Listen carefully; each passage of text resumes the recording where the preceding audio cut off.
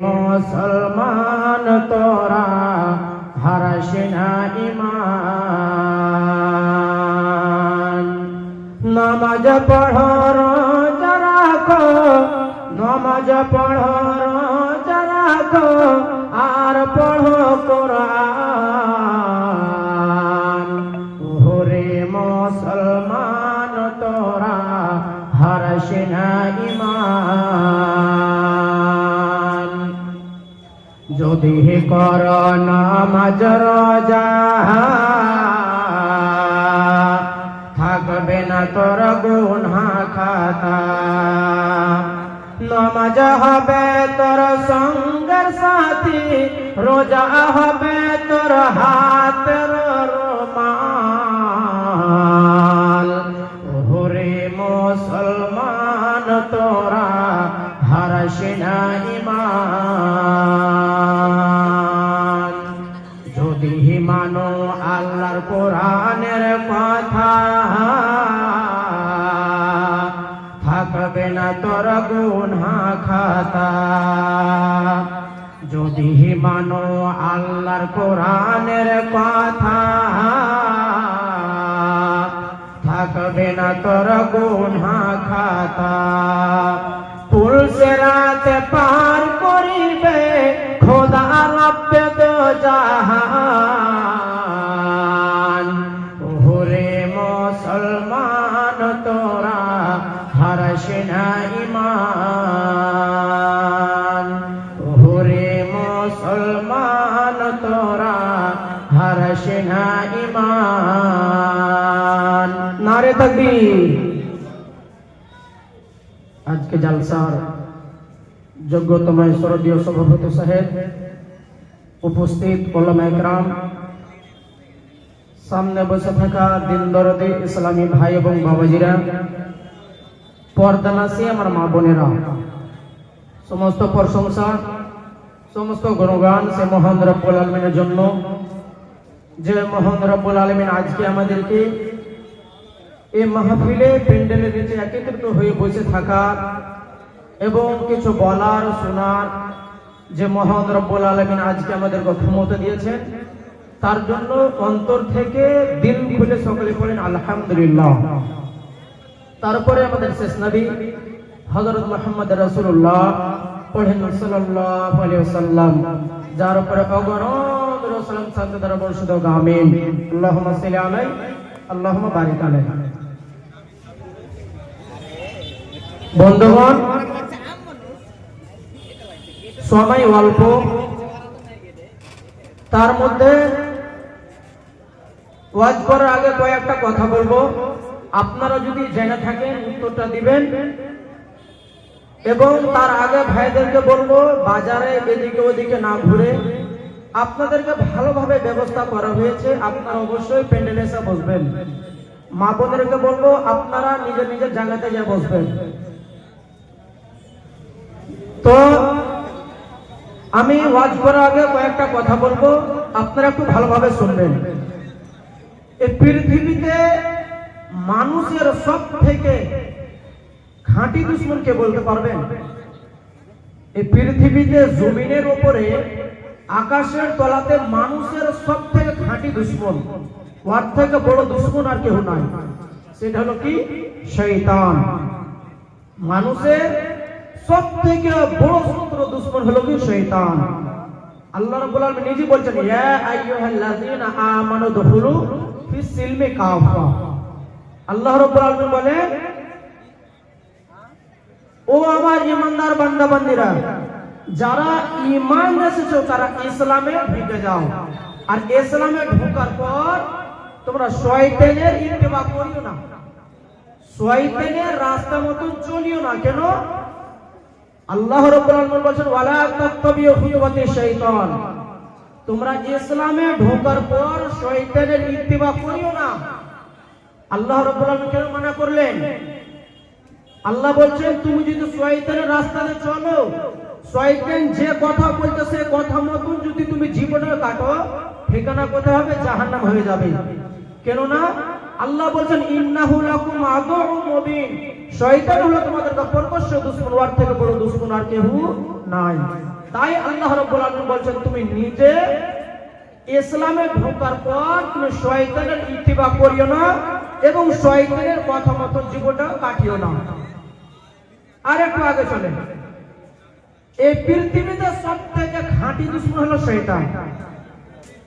এই জমিনের উপরে সবথেকে তাকতবর শক্তিশালী কে বলতে পারবেন?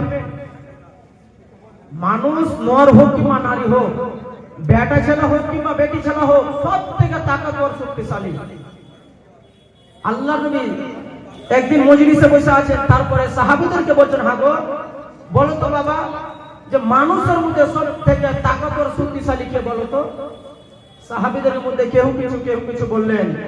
ওর মধ্যে একজন সাহাবী দাঁড়িয়ে হয়ে বলছেন, আল্লাহ নবী, যে একজন মিলে 4 জন কিংবা 5 জনকে দেখে নিবে, লড়ে ফেলে দিবে, ওই হলো সবথেকে তাকতবর শক্তিশালী। ওর থেকে বড় তাকতবর শক্তিশালী আর কেউ নাই। আল্লাহ নবী বলেন, রে আমার সাহাবীরা, যে একজন মিলে 4 জন কিংবা 5 জনকে দেখে নিবে, ওই সবথেকে তাকতবর শক্তিশালী নয়। ওই লোকটাই দুনিয়াতে সবথেকে তাকতবর শক্তিশালী, যে এমন রাগ উঠেছে, পাইলে খুঁট মেরে মেরে দিব, পাইলে তলোয়ার মেরে দিব, যে রাগটাকে কন্ট্রোল করে রুটি নিবে, সেই হলো সবথেকে তাকতবর শক্তিশালী। তো বন্ধুগণ, এই ইসলামের মধ্যে অনেক কথা আছে, ওর মধ্যে আছে একটা ঈমান। ঈমান কাকে বলে আমাদেরকে জানতে হবে। আজকে মুসলিম সমাজ, আজকে যদি বলা হয় ভাই ও বাবাজি, ঈমান কার উপরে আনতে হবে, ঈমান কি জিনিসের উপরে আনতে হয়, ঈমান কাকে বলে, মনে হয় 100টার মধ্যে 5টাই লোক বলতে পারবে, 95টা লোক ফেল হয়ে যাবে। জি, ঈমানের অর্থ হলো মেনে নেওয়া, তাসদীক করে নেওয়া, আল্লাহ এবং আল্লাহর বিধানকে মেনে নেওয়ার নাম হলো ঈমান। আর ওর বিপরীত নাম মানে ওয়ালাকে কুফর বলা হয়েছে। কোরআনের কথা মানলাম না, কুফর করলো। নামাজ পড়লো না, নামাজ পড়ে কি নামাজ কুফর করলো। মানে আল্লাহ এবং আল্লাহর বিধানকে মেনে নেওয়ার নাম হলো ঈমান, আর ওর বিপরীত নাম মানে ওয়ালাকে কুফর বলা হয়েছে। বন্ধুগণ, আপনি ইসলামের খাতিরে, দ্বীনের খাতিরে জান জীবন লুটিয়ে দেন, আপনার ভিতর যদি ঈমান না থাকে, তাহলে আপনার ঠিকানা কোথায় হবে? একটা আমি হাদিসের কথা বলি, তাহলে আপনারা জানতে পারবেন।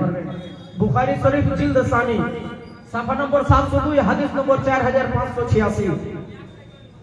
আপনারা ভালোভাবে শুনেছেন যে আল্লাহর নবী যখন মায়ের পেটে ছিলেন, তখন দুনিয়া ছেড়ে আব্বা চলে গেছে। আল্লাহর নবী ইয়াতীম হয়ে দুনিয়াতে এসেছেন। আল্লাহর নবী আব্বাকে দেখেনি। আল্লাহর নবীর বয়স যখন 6 মাসের, তখন মাও দুনিয়া ছেড়ে চলে গেলেন। দেখভাল করতে লাগলেন কে? দাদু আব্দুল মুত্তালিব। 8 বছর যখন বয়স হয়ে গেল, দাদু দুনিয়া ছেড়ে চলে গেল। কে দেখভাল করলেন? নিজের ছেলের মতন করে, নিজের চাচা আবু তালিব ছেলের মতন করে দেখভাল করা। এখন শেষ সময়, শেষ টাইম, চাচা এখন দুনিয়া ছেড়ে চলে যাবে। মক্কার বড় বড় সর্দার আবু জাহেলার এসেছে, চল রে আবু তালিব, আর দুনিয়াতে বাঁচবে না, চলো যাই দেখে আসি। আল্লাহ নবী জানতে পারলেন আমার চাচা আর বাঁচবে না, দুনিয়াতে আমার চাচা আর বাঁচবে না। তো মক্কার বড় বড় সর্দার এসেছে দেখতে। আল্লাহর নবী এলেন, আসার পর দেখছেন যে পাশে মক্কার বড় বড় সর্দার নেতারা এসে বসে আছে। তো আল্লাহর নবী কি বলছেন? চাচা জান, আমি আপনার ভাতিজা মোহাম্মদ। চাচা গো, আমি যখন দুনিয়াতে এসেছি, ইয়াতীম হয়ে এসেছি, আমি আব্বাকে দেখিনি। আমার আব্বা কেমন হয়, আমার আব্বার মুখ কেমন হয়, আমার আব্বাকে দেখতে কেমন লাগে। চাচা গো, আমি আব্বাকে দেখিনি, আমি দুনিয়াতে ইয়াতীম হয়ে এসেছি। চাচা গো, আপনি আমাকে নিজের ছেলের মতন করে দেখভাল করা, জামা দেওয়া, লুঙ্গি দেওয়া, আপনি আমাকে মুশরিকের কাছে 3 বছর আপনি বাইকাট হয়ে থেকেছেন আমার জন্য। আপনি আমার জন্য কত কষ্ট করেছেন। চাচা গো, সমাজ শেষ টাইমে চাচা গো, আপনি একবার দয়া করে কালিমা পড়লেন। চাচা, আপনি যদি একবার কালিমা পড়লেন, আল্লাহর দরবারে আমি সুপারিশ করব। আল্লাহ, আমার চাচা জীবনে কোনোদিন নামাজ পড়েনি, আমার চাচা জীবনে কোনোদিন রোজা রাখেনি। চাচা গো, একবার আপনি যদি কালিমা পড়লেন, আল্লাহর দরবারে আপনার জন্য আমি মাগফিরাতের দোয়া করব। এই কথা যখন বলেছিলেন, যে আপনার জন্য আমি আল্লাহর কাছে মাগফিরাতের দোয়া করব। সে সময় আবু তালিবের জন্য সঙ্গে সঙ্গে আল্লাহ রাব্বুল আলামিন আয়াত নাযিল করেছিলেন সূরা কাসাস আয়াত নম্বর 56-তে। আল্লাহ রাব্বুল আলামিন কি বলেন? ইন্নাকা লা তাহদি মান আহবাবতা ওয়ালাকিন্নাল্লাহা ইয়াহদি মান ইয়াশা। আল্লাহ রাব্বুল আলামিন সঙ্গে সঙ্গে আবু তালিবের জন্য আয়াত নাযিল করেছিলেন। আল্লাহ নবী বলেছেন যে আপনার জন্য মাগফিরাতের জন্য আমি দোয়া করব। আল্লাহ নবীকে বলছেন কি? আল্লাহ রাব্বুল আলামিন বলছেন, ও নবী খবরদার, তুমি হেদায়েত দিতে পারবে না, আমি হেদায়েত দেব আমি আল্লাহ যাকে চাইবো। আল্লাহ নবী বলছেন চাচা একবার কালিমা পড়ে নেন, হতে পারে কালিমা পড়বে কিংবা পড়তে যাবে। মক্কার লোকেরা যে বসে আছে তারা বলছেন খবরদার রে আবু তালিব, শেষ সময় ভাতিজার কথা শুনে ইসলাম কবুল করবে না। কিন্তু আল্লাহ নবী বারবার বলতে আছেন, চাচা গো ইয়াদের কথা আপনি শুনিয়েন না, ইয়াদের কথা আপনি মানিয়েন না।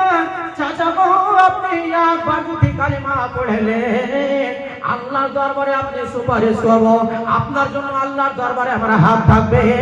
আল্লাহকে বলবো রব্বুল আলামিন আমার চাচা আমার জন্য অনেক কষ্ট করেছে, আল্লাহ দয়া করে আমার চাচাকে আপনি জান্নাতি করে দেন। কিন্তু চাচা আপনি যদি মুশরিক হয়ে মারা যান, আপনি যদি কালিমা না পড়েন, আপনি যদি বেকার কালিমা পড়ে যদি মারা যান, আল্লাহর দরবারে কোনো মুশরিকের জন্য আমি সুপারিশ করার আমার হাত থাকবে না।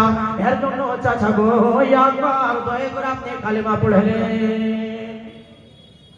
যখন আল্লাহ নবী বললেন তখন আবু তালিব কি বলে মরছে?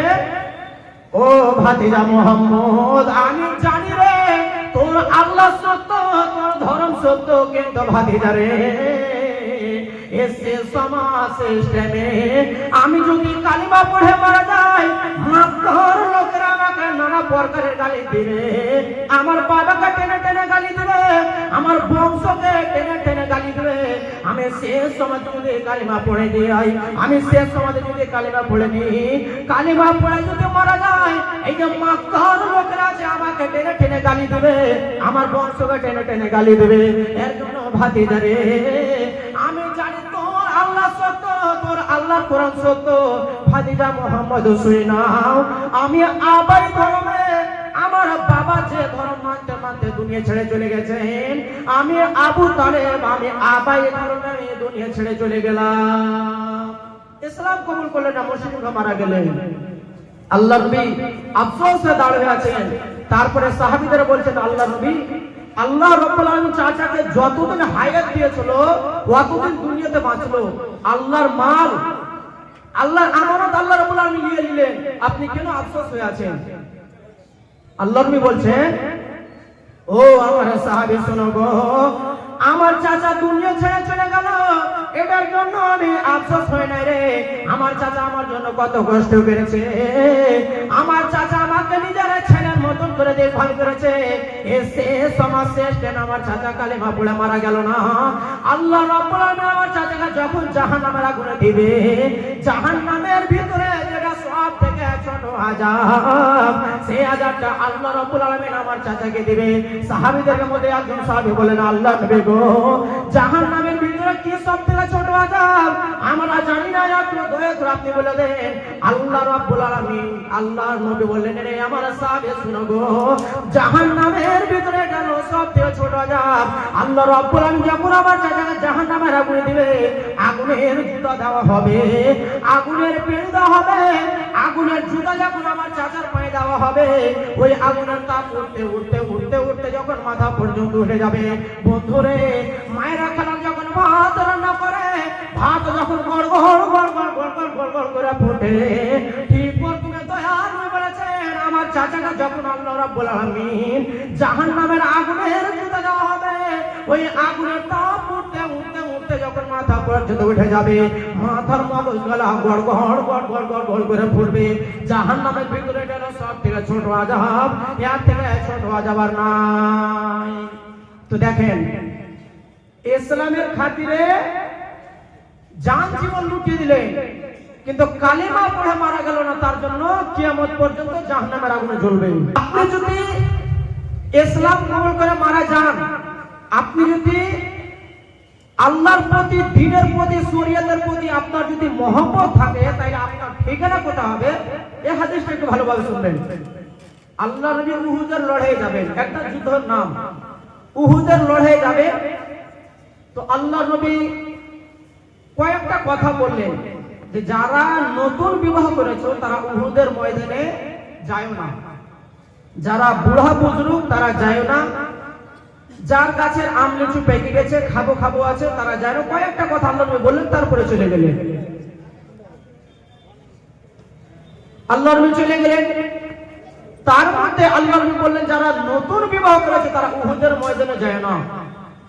যখন আল্লাহ নবী বললেন উহুদের লড়াইয়ের একদিন আগে একজন সাহাবীর বিবাহ হয়েছিল, নতুন বিবাহ, সেই সাহাবীটার নাম হলো হযরত হামজা রাদিয়াল্লাহু তাআলা আনহু। নতুন বিবাহ হয়েছিল। এই রাত কাটছেন, রাত কাটতে কাটতে রাত্রে বেলায় ফজরের পর এলান হয়ে গেল যে উহুদের ময়দানে যেতে হবে। চলে গেলেন। তারপরে আল্লাহর নবী যাদেরকে রুখতে বলেছেন তারা বাড়িতে আছে, যাদেরকে নিয়ে যেতে বলেছেন চলে গেছেন। এই লড়াই চলতে চলতে হঠাৎ করে একজন মুশরিক এমন করে আল্লাহর নবীর মাথাতে আঘাত করলেন যে আল্লাহর মাথার হেলমেট খুলে আল্লাহর নবী জমিনে বসে গেলেন। তারপরে একজন সাহাবীকে বলেন, ও আমার সাহাবী, যাও যে মদিনাতে এলান করে দাও যে আমি নবী যাকে রুখতে বলেছি তাদেরকে বলে দাও যে তাড়াতাড়ি করে উহুদের ময়দানে হাজির হয়ে যাবে। বন্ধুরে আমার, আল্লাহর নবী বললেন, আমার সাহাবী, যাও যে মদিনাতে এলান করে দাও আমি নবী যাদেরকে রুখতে বলেছি তাদেরকে বলে দাও তোমার দয়ার নবী উহুদের ময়দানে বিপদে পড়ে আছে, তোমরা তাড়াতাড়ি করে উহুদের ময়দানে হাজির হয়ে যাও। বন্ধুরে, সে সাহাবী মদিনাতে এলান করছেন, এরে আল্লাহর নবীর সাহাবীরা, এরে ইসলামের বীর বাহুল মানেরা, তোমরা কে ওরকম আছো? আমার দয়ার নবী উহুদের ময়দানে বিপদে পড়ে আছে, তোমরা কে ওরকম আছো গো? তাড়াতাড়ি করে উহুদের ময়দানে হাজির হয়ে যাও। বন্ধুরে, সে সাহাবী মদিনাতে ঘোষণা এলান করছেন। যখন কাওয়ানে আওয়াজ এলো, আরে আমার দয়ার নবী উহুদের ময়দানে বিপদে পড়ে আছে, এখন আমার ডাক পড়েছে, আমাকে এখন যেতে হবে। বন্ধুরে, সে সাহাবীরা দেখেন কেমন ছিলেন, সে শরীয়তের প্রতি নবীর প্রতি কত মহব্বত ছিলেন। দেখেন, যখন আল্লাহ নবীর কথা শুনলেন, ওই সাহাবীটা মদিনাতে এলান করছেন, এরে ইসলামের বীর বাহুল মানেরা, এরে ইসলামের খলিফারা, তোমরা কে ওরকম আছো গো? আমার দয়ার নবীর ডাক পড়েছে, তোমরা তাড়াতাড়ি করে উহুদের ময়দানে হাজির হয়ে যাও। আল্লাহর নবী যখন বলেছেন সে সাহাবীকে, সে সাহাবী যখন এলান করছে, আওয়াজ যখন কানে এলো, চট করে পিছন থেকে উঠে গেলেন। উঠার পর আপনারা জানেন যে মানুষ যখন নতুন বিবাহ করে সেই দিন তার জন্য কত আনন্দ রাত হয়। শুনতে পেলেন, আহারে আমার দয়ার নবীর ডাক পড়েছে, চট করে পিছন থেকে উঠে গেলেন। তারপরে লোহার একটা জেরা ছিল, একটা জামা ছিল, লোহার একটা জেরা পরে নিলেন। তারপরে হাতে তলোয়ার নিলেন। তলোয়ার নেওয়ার পর বাড়ি থেকে যখন বাড়াবেন তখন নিজের বিবিকে কি বলছেন, ও আমার ভালোবাসা বিবি, আজকে আমাদেরকে প্রথম ঘর, আজকে আমাদেরকে বাসর ঘর, আমি তোমার কাছে 2 ঘন্টা কিংবা 3 ঘন্টা সময় দিলাম। বিবি রে, আমি এখনো তোমাকে আমি ভালোভাবে দেখিনি, তুমি আমাকে এখন ভালোভাবে দেখোনি, কিন্তু বিবি রে, আমি স্বামী হিসাবে তোমার যদি হক আদায় করতে না পেরে থাকি, দয়া করে তুমি আমাকে স্বামী হিসাবে মাফ করে দিও। কেননা আমার দয়া নবীর ডাক পড়েছে, আমাকে এখন উহুদের ময়দানে হাজির হইতে হবে। বলছেন, বিবি, আল্লাহর নবীর ডাক পড়েছে, আমাকে এখন যাইতে হবে, দয়া করে তুমি আমাকে স্বামী হিসেবে মাফ করে দিও। এই কথা বলে যখন বাড়াবে, তারপরে কি বলছে হানজালার বিবি, স্বামী গো, আল্লাহর নবীর ডাক পড়েছে, আপনাকে এখন আমি বাধা দেব না, আপনাকে আমি রুখবো না, আপনি এখন চলে যাবেন। কিন্তু স্বামী গো, আপনি আমার সঙ্গে শুয়েছিলেন, আপনি 1 ঘন্টা হোক 2 ঘন্টা হোক আপনি আমার সঙ্গে শুয়েছেন, আপনি আমার সঙ্গে সহবাস করেছেন, আপনার শরীরটা নাপাক হয়েছে। স্বামী গো, আপনি চলে যাবেন, আপনাকে আমি নিষেধ করবো না, দয়া করে আপনি ফরজ গোসল করে যান। এরে মুসলমান, এরে হাসলে খুঁটে মুসলমান ভাইরা, দেখেন সে সাহাবী কেমন ছিলেন, সে নবীর প্রতি মহব্বত দেখেন, সে আল্লাহর কোরআনকে কত ভালোবাসেন। সে সাহাবী বলেন, ও বিবি রে, আমি জানি আমার শরীরটা নাপাক হয়ে আছে, আমার উপরে গোসল করা যাবে, আমি যদি এখন গোসল করতে যাই যায়, হইতে পারে 10 মিনিট কিংবা 15 মিনিট লেগে যাবে। এই সময়ের মধ্যে যদি আমার দয়ার নবীকে যদি কিছু হয়ে যায়, আল্লাহ রাব্বুল আলামিন কিয়ামতের দিন যখন আমাকে প্রশ্ন করবে, ও সাহাবী, ও হানজালা, তুই নতুন বিবাহ করে রে কত আনন্দ করেছিলি, আমার দয়ার নবী উহুদের ময়দানে বিপদে পড়েছিল, না বিবি না, এটা যদি আল্লাহ আমাকে যদি প্রশ্ন করে দেয়, আমি আল্লাহর দরবারে কোনো উত্তর দিতে পারবো না। এর জন্য বিবি রে, আমি যদি কাজে পারে যদি আমি আসতে পারি, আমি যদি যুদ্ধ লড়ে আসতে পারি, এসে আমি বাড়িতে এসে আমি গোসল করব। গোসল করবে না, চলে গেলেন। তারপরে এই লড়াই শেষ হয়ে গেল। তারপরে কার ভাই মারা গেছে, কার চাচা মারা গেছে, কার ভাতিজা মারা গেছে, মদিনাতে এলান হয়ে গেল। মানুষ আইলেন। তারপরে হানজালার বিবি জানতে পারলেন, আহারে আমার স্বামী আর দুনিয়াতে নাই। নবীর কাছে গেলে, যাওয়ার পর বলছেন কি, আল্লাহ নবী গো, আপনার যত সাহাবীরা এই মদিনা আজকে উহুদের লড়াইয়ে মারা গেছে, প্রত্যেক আপনারা যারা শহীদ হয়েছেন আপনারা সাহাবীরা, আল্লাহ নবী গো, আপনি তাদেরকে বিনা গোসলে দফন করে দিন। কিন্তু নবী গো, আপনি দয়া করে আমার স্বামী হানজালাকে বিনা গোসলে দফন করবেন না। আল্লাহ নবী বললেন, ব্যাপারটা কি হয়েছে? তখন বললে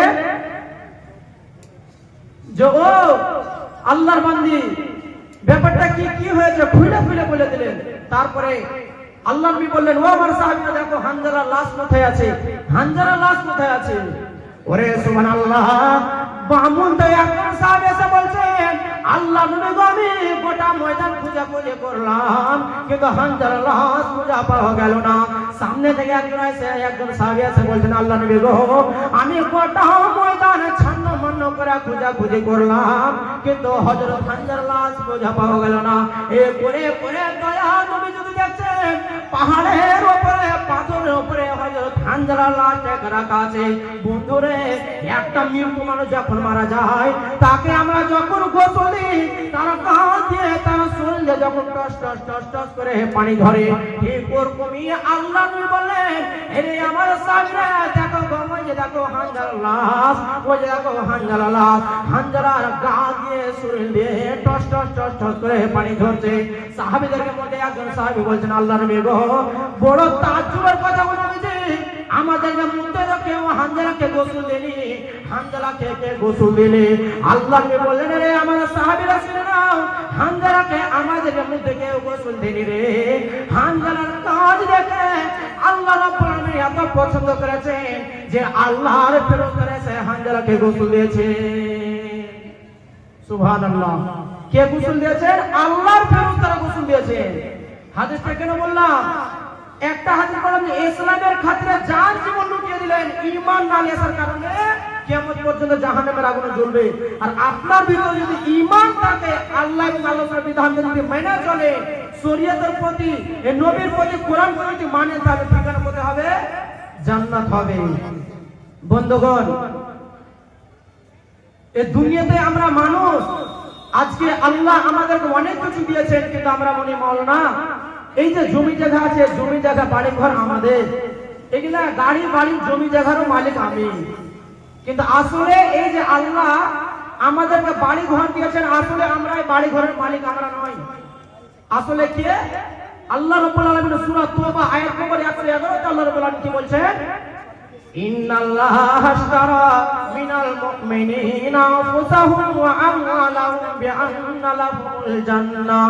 আল্লাহ রাব্বুল আলামিন বলেন, রে পৃথিবীর মানুষ, এই আমার মুমিন বান্দা বান্দী শুনে নাও, এই যে তোমার কাছে গাড়ি আছে, এই যে তোমার কাছে বাড়ি আছে, এই যে তোমার কাছে গাড়ি আছে রে, এই যে তুমি 5 বিঘা জমির মালিক, এখনো পড়নি তোমার কাছে রয়েছে, কিন্তু এই যে তোমার কাছে গাড়ি আছে, গাড়ির মালিক হলাম আমি আল্লাহ।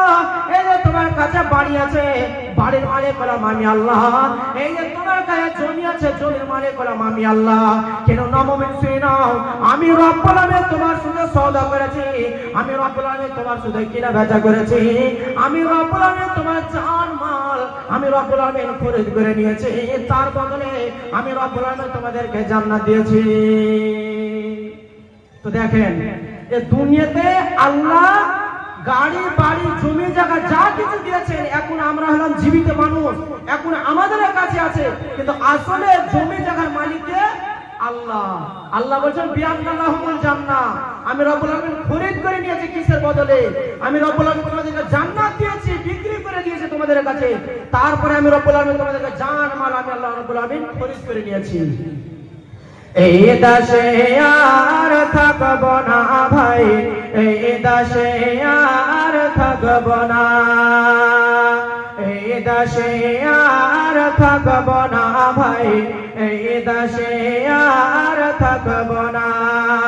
বেধর্মীদের মতো আমি এই জীবনকে রাখব না, এই দেশে আর থাকব না ভাই, এই দেশে আর থাকব না। এ দেশের প্রথা খারাপ, এ দেশের চলাচল, এ দেশের প্রথা খারাপ, এ দেশের চলাচল। আজ যখন শুনি মোরা চলি তখন ভিডিও হল, আজ যখন শুনি মোরা চলি তখন ভিডিও হল। সিডির কাছে আড্ডা মারি, সিডির কাছে আড্ডা মারি, মসজিদে যাওয়ার সময় নাই। এই দেশে আর থাকব না ভাই, এই দেশে আর থাকব না। এ দেশের প্রথা খারাপ, এ দেশের চলাচল, এ দেশের প্রথা খারাপ, এ দেশের চলাচল। সমাজের নেতা হবে যাদের আছে টাকার বল, সমাজের নেতা হবে যাদের আছে